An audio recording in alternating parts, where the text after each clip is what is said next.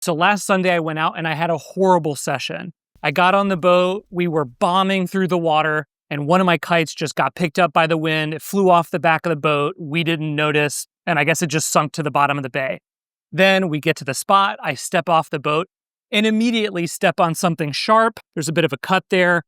Punctures my booty, punctures my foot. I know immediately I'm in disgusting water. It's going to get infected. Then further in the session, my buddy John hits the bottom. It snaps his foil off. Foil sinks to the bottom. He spends an hour walking away and can't find it. And when I get home, I got to go get Mohs surgery. So remember to wear your sun protection. But ultimately what this left me thinking about is most of the content you see on YouTube just glorifies all of the amazing stuff about kite surfing. Today's video is to talk real about the top 12 things that just suck about kiting. Number one thing, the cost. Lessons are expensive, gear is expensive, kites are expensive, boards are expensive, harnesses, foils, everything's expensive, and it seems to be getting more expensive. On Kite Forum, basically every 6 months you see someone complaining about the cost. With the introduction of Alula, super expensive materials, with the introduction of carbon fiber and foils, it just seems to be going to the moon. Number two, the learning curve. I've made a few videos about this, but it just takes a lot longer than anyone expects to get all of the knowledge that you need to get out riding independently. This sucks. Number three, most terrible thing about kiting, relying on the wind and the weather. No matter how good you get at reading a forecast, you're always going to get out to your spot and you're going to have days where the wind just doesn't show up. You're going to get out in the water, you're going to be ready for an amazing session. Then all of a sudden the wind comes in, it changes direction, a storm blows in. There's just infinite different ways that the weather can mess up your session, which leaves you sitting at home, stressed, pissed off, annoyed that you couldn't get out on the water. Next, lugging all the gear. I'm in a New York City apartment. I've got 6 flights of stairs. My parking garage is far away. I'm constantly lugging equipment back and forth. I'm constantly looking at different types of bags to help me lug that equipment. There's no way around it. Next, pumping up large kites. Anyone out there that's had to go out on a light wind day can empathize with this. It sucks to manually have to pump a 14, a 13 and a half, a 15, a 17 meter. Back in the day, I used to ride a 19 meter. I was exhausted even before I started. The next thing that sucks about kiting, and this goes for surfing, winging, any other water sport, booties. You can't live with them, you can't live without them. Obviously, if I had the choice, I'd never wear booties again. I love the feel of being barefoot on a board, no straps over my feet. I love that freedom, but I'm always getting cuts on my feet. I'm stepping on things that are sharp under the water. I've been cut by my foil.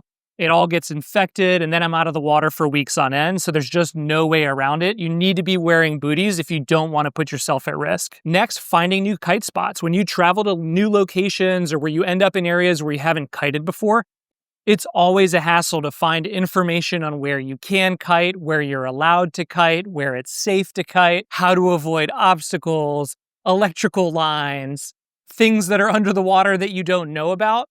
There's just all of this knowledge and research that goes into figuring out a new kite spot. Next thing that sucks, launching and landing. No matter how much you get good at kiting itself, there's always this moment at the beginning of a session or at the end of the session where you're wandering around, you're looking for someone who knows what you're doing, you're wondering if the person who's about to launch your kite knows what they're doing.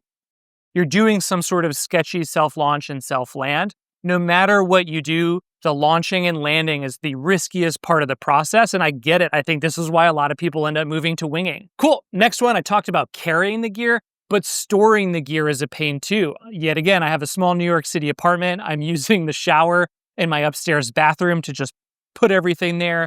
I have an extra storage unit. My car is always filled with gear. It's just a hassle to find the space. It's a hassle to find the space to dry things off, and it's a hassle to get it all organized. After that, injuries. I've got cuts on my feet, cuts on my ankle that have gotten infected. I've got tendonitis in my left knee.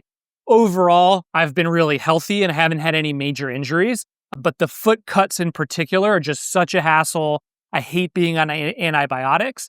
And over time, these just wear you down. They keep you out of the water. They annoy you. It's just a part of kiting that sucks. Cool, we're getting down to the last two.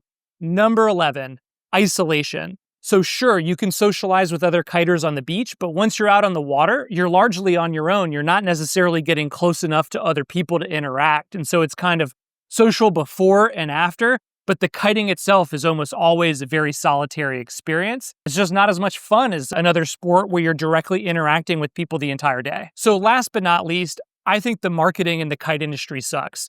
There's tons of buzzwords, there's tons of hype, all these kinds of outrageous claims about what equipment can be a total game changer and totally be a session saver. And there's really no independent press that's checking this equipment, testing it against the claims, helping consumers figure out what's useful and what works. If you take any other industry, if you take photography equipment, if you take general tech, if you take cell phones, there's kind of a reasonably independent third-party review process that's just checking marketing claims to see if these products deliver. And I don't know what it is. The kite industry is maybe very small. There's just too few customers. There's not enough brands. It just seems like there's a lot of nepotism, right? Everyone who's publishing content relies on those manufacturers to get the gear. Retailers rely on the manufacturers to get the gear. Pro surfers who are writing for the brands, they're never going to say anything bad about the gear. It just makes it that much harder for the consumer to figure out what's good and what's bad. So there you have it. Those are my top 12 things that suck about kite surfing. If you're in the learning process and you found this useful, give me a thumbs up or subscribe. If I left something out or if I said something horribly stupid, make fun of me down in the comments. And as usual, thanks for watching.